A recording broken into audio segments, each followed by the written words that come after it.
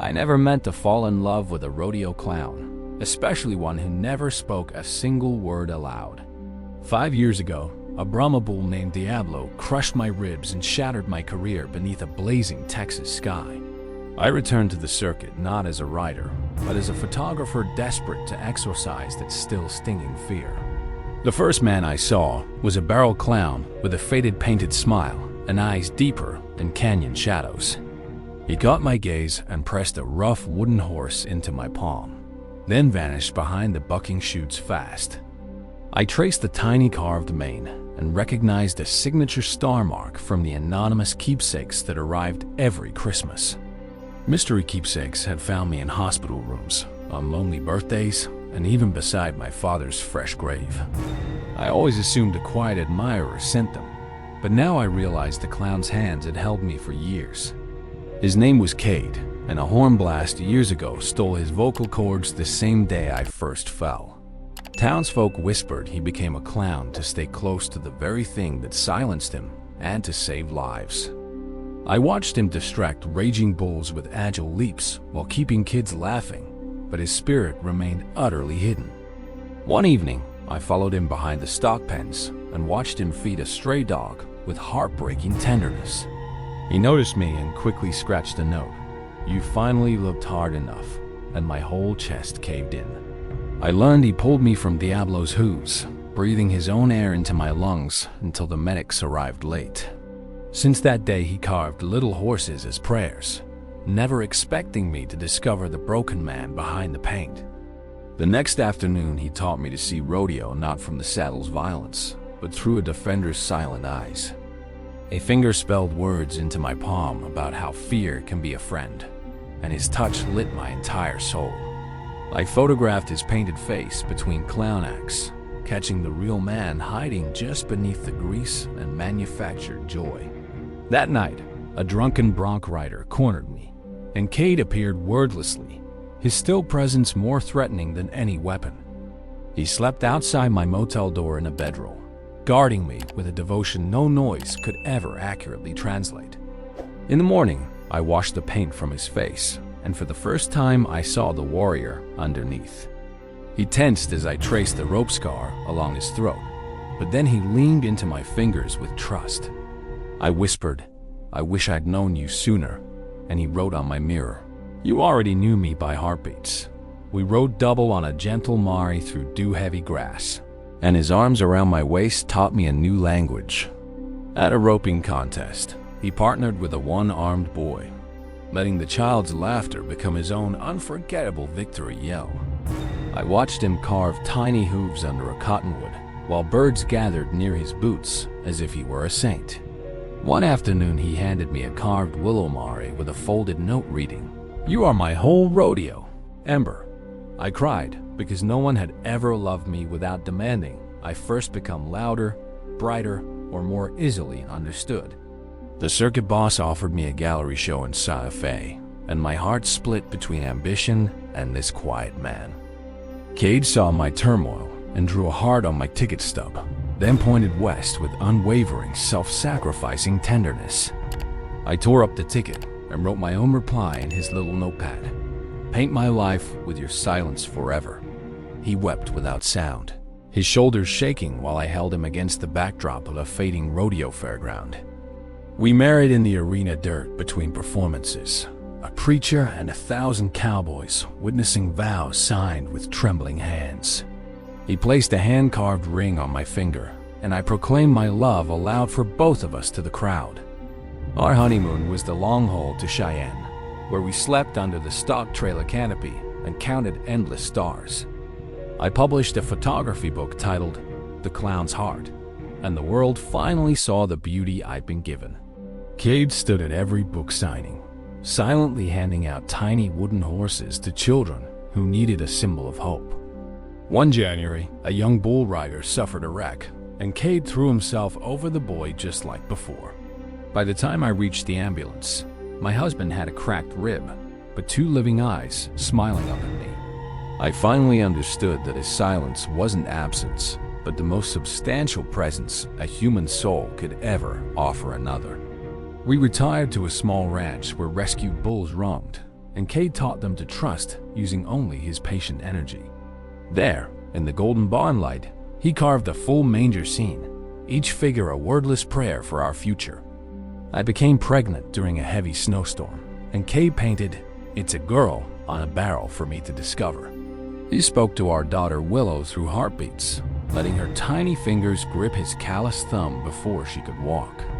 At night, he still writes love notes on scraps of saddle leather and hides them inside my camera bag lovingly. One evening, he traced words onto my back while we watched the sunset. "You heard me when I was invisible."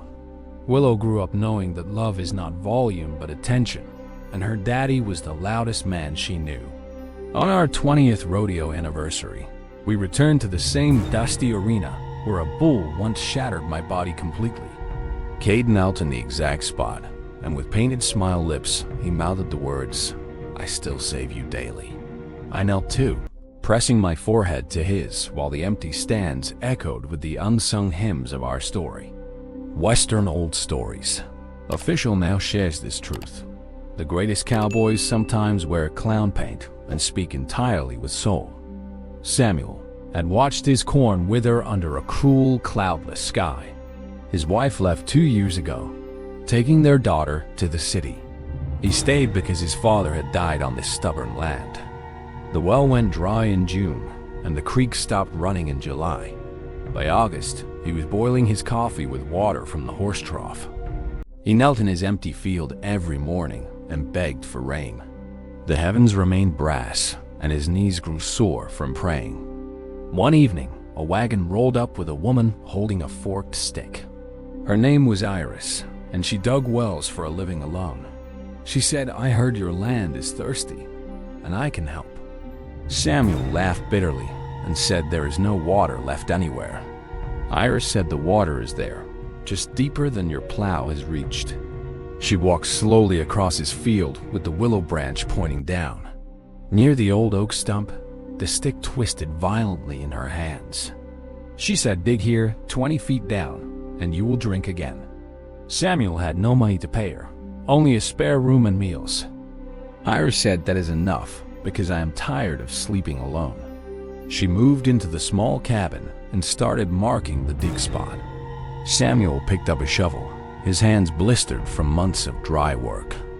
They dug together in silence, the only sound their breathing and steel. The first 5 feet were hard clay that cracked like pottery shards. Iris sang old Welsh mining songs to keep their rhythm steady and strong. Samuel found himself humming along by the end of the second week.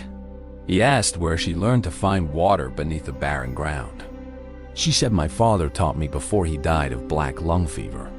He told me water always listens for someone who believes in it." Samuel stopped digging and said, "I stopped believing in everything long ago." Iris leaned on her shovel and said, "Then believe in my stick instead." They hit a layer of damp sand at 15 feet, a hopeful sign. Samuel scooped a handful and felt the cool grit between his fingers. He looked at Iris and saw her smiling for the first time ever. At 17 feet, a slow trickle of muddy water began to seep. Samuel cried out and fell to his knees in the shallow pit floor. Iris climbed down and sat beside him without saying a single word. The water rose slowly around their boots as they watched in awe. Samuel said, "I have not wept since my daughter waved goodbye to me." Iris said tears and wells both come from the same hidden underground source. He reached for her hand and held it under the cold, rising water. By morning, the well had filled to 3 feet of clear, sweet liquid. Samuel cupped his hands and drank until his belly ached with joy. He turned to Iris and said, "Stay for one more night to celebrate." She agreed, and he cooked the last of his salt pork for supper. They ate by lantern light, and he asked about her lonely travels. Iris said, "Most farmers pay me and then forget my name quickly." Samuel said, "I will never forget your name, not if I live forever." She blushed and looked down at her chipped enamel plate silently. That night, he heard her crying in the spare room behind thin walls. He knocked gently and asked if she needed company in her sadness. She opened the door and said, "I miss my father every single day." Samuel sat on the edge of her bed and said I miss my daughter too. They talked until dawn about grief, about loss, about stubborn hope. Iris admitted she had not cried about her father in over 3 years. Samuel said a good cry is like rain for the heart's dry soil. She laughed and said, "You are becoming a poet from digging one well." He said, "You are becoming my reason to wake up before sunrise." The words hung between them like laundry on a windless morning line. Iris leaned her head on his shoulder, and he did not pull away. The next morning, they returned to digging to make the well deeper. At 22 feet, the water rose fast and nearly swept them away. Samuel grabbed Iris by the waist and lifted her to the ladder quickly. She clung to him, and they both laughed at the foolish danger of it. He said, "I almost lost you before I ever got to hold you properly." She said, "You are holding me now, and that is what matters fully." They finished the well with stone lining and a wooden bucket on rope. Samuel filled every barrel and trough, then watered his dead cornfield. He knew the crop was gone, but the land could rest and recover now. Iris packed her wagon on the 10th morning and thanked him kindly. Samuel stood at the well and felt his chest crack open like dry earth. He said, "Do not leave, Iris, because the well will need maintaining yearly." She smiled sadly and said, "I am not needed here anymore, Samuel."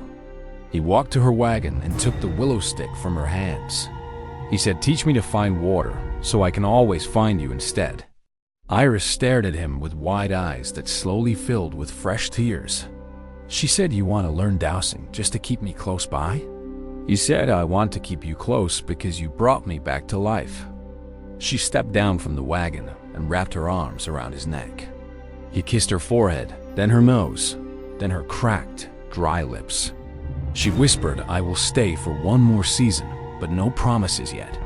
He said, "One season is a lifetime when you have been alone too long." They planted a small garden near the well with seeds she had carried. Iris taught Samuel how to read the clouds and the behavior of birds. He taught her how to mend fences and how to bake sourdough bread. The garden grew green and lush while the rest of the county stayed brown. Neighbors came to see the miracle well and asked about the strange woman. Samuel said she's not strange, just brave enough to dig for happiness. Iris overheard him and felt her heart swell like a rain-swollen river. That autumn, a letter arrived from Samuel's ex-wife in the city. She wrote that their daughter had asked to visit her father's farm. Samuel read the letter aloud to Iris with trembling, hopeful hands. Iris said, "You should build a room for that little girl to sleep in." He built a small bed with his own hands, and Iris sewed a quilt. His daughter arrived in October, a shy girl of 7 named Lucy. Lucy looked at the well and asked if it was magic, truly magic. Iris knelt down and said the magic is believing water exists underground. Lucy said, "Papa never believed in anything until you came here." Iris teared up and said, "Your papa taught me that hope is a choice." Samuel watched the two of them laugh and felt his family stitching back together. That night, Lucy asked if Iris was her new mama now and forever. Samuel looked at Iris, who nodded with tears streaming down her face. He said, "Yes, Lucy, if Iris will have 2 stubborn farmers to love." Iris said, "I will, because a well without a family is just a hole." They married in the garden beside the flowing, singing well water. Lucy scattered wildflower petals, and the preacher spoke of living water. Samuel promised to never let Iris dig alone again in her whole life. Iris promised to always find water wherever Samuel chose to stand still. The camera pulls back to show the 3 of them drinking from one tin cup.